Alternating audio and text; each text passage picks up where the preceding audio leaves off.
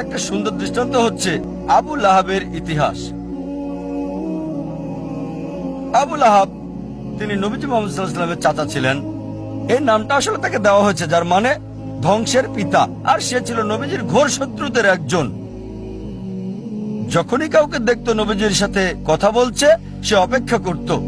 যখন নবীজি চলে যেতেন, লোকটির কাছে গিয়ে জিজ্ঞেস করত, নবীজি কি বলেছে? সে কি কালো বলেছে? এটা সাদা। সে কি দিন বলেছে? না, এটা রাত। সে নবীজির বিপরীত বলতো। নবীজির চিরশত্রুদের একজন ছিল সে রাস্তায় চলতে চলতে অনেক সময় মিথ্যে কথা বলতো নবীজিকে ভুল প্রমাণ করার জন্য। আর পবিত্র কোরআনে একটা সূরাই আছে, সূরাটির নাম লাহাব, অধ্যায় 111, যা আমরা সবাই ভালোভাবে জানি। সালাতে অনেকবার পড়া হয়, তাব্বাত ইয়াদা আবি লাহাব ওয়া তাব ইত্যাদি। এই সূরাতে উল্লেখ আছে যে আবু লাহাব এবং তার স্ত্রীকে দোজখের আগুনে পোড়ানো হবে। তার মানে কখনোই মুসলিম হবে না, তারা কখনো ইসলাম গ্রহণ করবে না। এই সূরা নাজিল হয়েছিল আবু লাহাবের মৃত্যুর 10 বছর আগে। যখন এই সূরা নাজিল হলো, একটা কাজ আবু লাহাব করলে, ইসলাম গ্রহণ করলে কোরআন ভুল প্রমাণিত হয়ে যেত। অথচ তার অনেক সাহাবী আর বন্ধুরা সেই 10 বছরের সময় ইসলাম গ্রহণ করেছিল।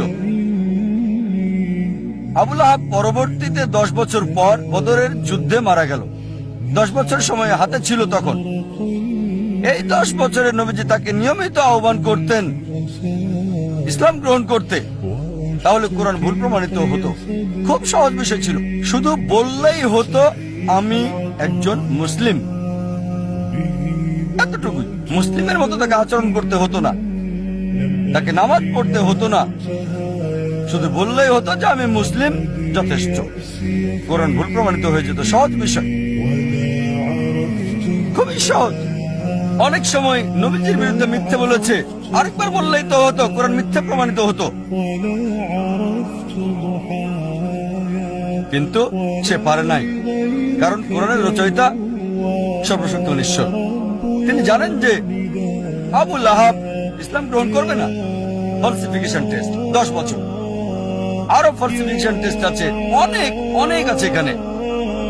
এটা উল্লেখ আছে সূরা বাকারা অধ্যায় 2 আয়াত 94 ও 95। ইহুদিদের একটি দল ছিল যারা মুসলিমদের সাথে তর্ক করেছিল আর বলেছিল যে আখিরাতের ঘর আল্লাহর সাথে শুধুমাত্র আমাদের। তাই আল্লাহ বলছেন সূরা বাকারা অধ্যায় 2 আয়াত 94 ও 95, যদি তারা বলে যে আখিরাতের ঘর আল্লাহর সাথে শুধু তাদের জন্য, তাদেরকে বলো মৃত্যু কামনা করতে।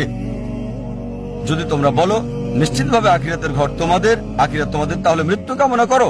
এই আয়াত আরো বলছে তারা কখনোই মৃত্যু কামনা করবে না, কখনোই না।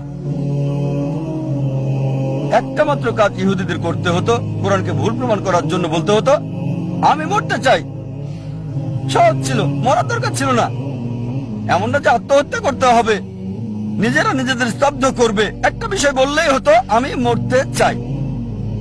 সহজ ছিল। কোরআনকে ভুল প্রমাণ করতে বলতে হতো আমি মরতে চাই। 3টি শব্দ কোরআন ভুল প্রমাণিত হয়ে যেত। আল্লাহ বলেছেন সূরা বাকারা অধ্যায় 2 আয়াত 95 ও 96, তারা কখনোই মৃত্যু কামনা করবে না, তাদেরকে যদি 1000 বছর বাঁচতে দেওয়া হয়। সহজ ছিল, খুবই সহজ ছিল কোরআনকে ভুল প্রমাণ করা। এই দুটো ফলসিফিকেশন টেস্ট হলো অতীতের ফলসিফিকেশন টেস্ট। আমাকে বলতে পারেন ভাই জাকির, এখন কোরআনকে ভুল প্রমাণ করতে চাই, এখন কিভাবে করব? এখন কি এটা করা যাবে? হ্যাঁ, সবার জন্য সুযোগ আছে। আল্লাহ বলেন সূরা মাইদা অধ্যায় 5 আয়াত 82 যে বিশ্বাসীদের জন্য তাদের আপনজন হচ্ছে ওই সমস্ত লোক যারা বলে আমরা খ্রিস্টান, আর ঘোর শত্রু হলো ওই সকল লোক যারা বলে আমরা ইহুদি আর মূর্তি পূজারী। কোরআন বলছে বিশ্বাসীদের ঘোর শত্রু হচ্ছে ইহুদি আর মূর্তি পূজারীরা, আর বিশ্বাসীদের কাছে লোক যারা বলে আমরা খ্রিস্টান। সামগ্রিকভাবে কোরআন সামগ্রিকভাবে কথা বলছে। অনেক ইহুদি আছে যারা ইসলাম গ্রহণ করেছে, হয়তো অল্প কিছু ইহুদি যারা খ্রিস্টানের চেয়ে ভালো, তবে সামগ্রিকভাবে কোরআন বলছে ইহুদিরা হচ্ছে মুসলিমদের শত্রু সামগ্রিকভাবে, আর খ্রিস্টানরা কাছাকাছি। একমাত্র বিষয়, কোরআনকে ভুল প্রমাণ করার জন্য পৃথিবীর সব ইহুদিরা একত্রিত হয়ে যদি বলতে পারে, ঠিক আছে চলো আমরা মুসলিমদের প্রতি ভালো হয়ে যাই কয়েক বছরের জন্য, খ্রিস্টানদের চেয়ে ভালো হবে, কোরআন ভুল প্রমাণিত হবে।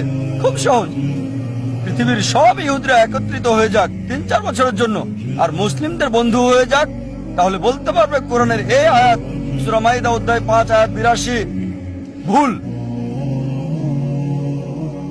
তারা এটা করবে না, এটা করতে পারবে না কখনোই। সহজ।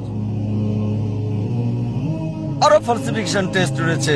হয়তো বলবেন যে আমি ইহুদি না, তাহলে কিভাবে প্রমাণ করব যে কোরআন ভুল? আল্লাহ এই সুযোগ সবাইকে দিচ্ছেন।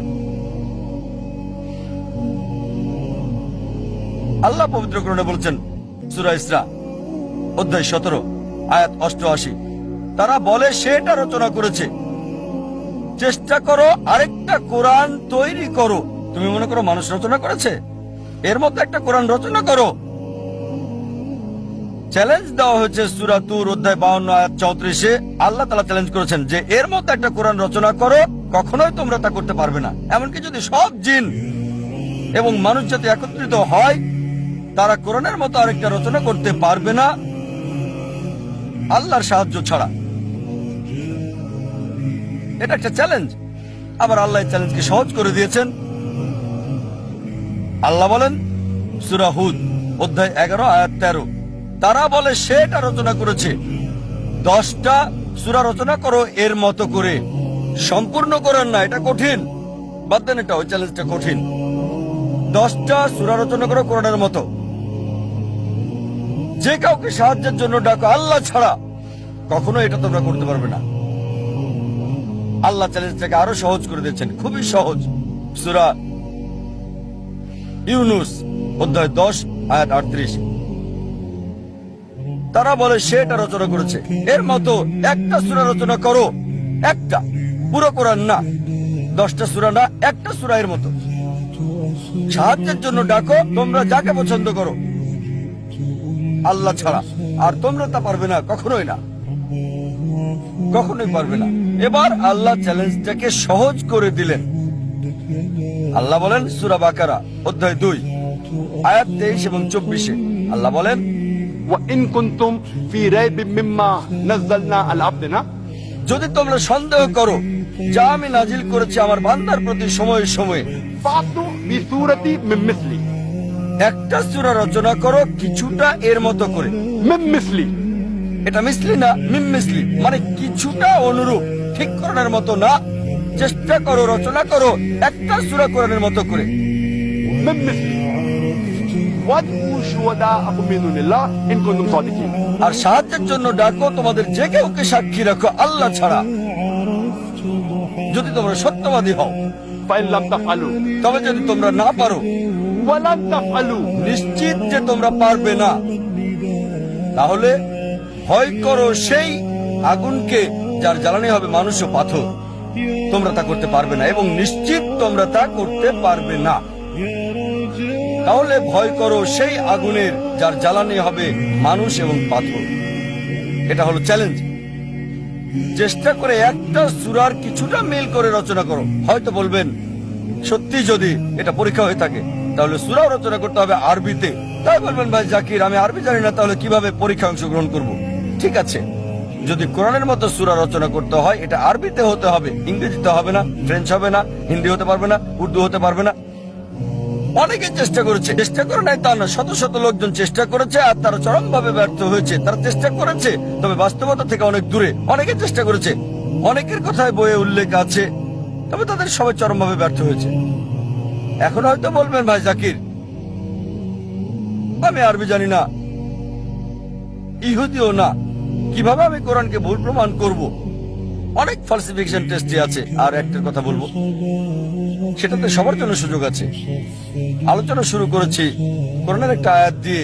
সূরা নিসা অধ্যায় 4 আয়াত 82-তে বলা হয়েছে أفلا يتدبرون القرآن ولو كان من عند غير الله لوجدوا فيه اختلافا كثيرا, তারা কি কোরআন নিয়ে ভাবে না আল্লাহ ছাড়া যদি অন্য কারো কাছ থেকে আসতো, অন্য কারো কাছ থেকে সর্বশক্তিমান ছাড়া, তাতে অনেক অসঙ্গতি পাওয়া যেত।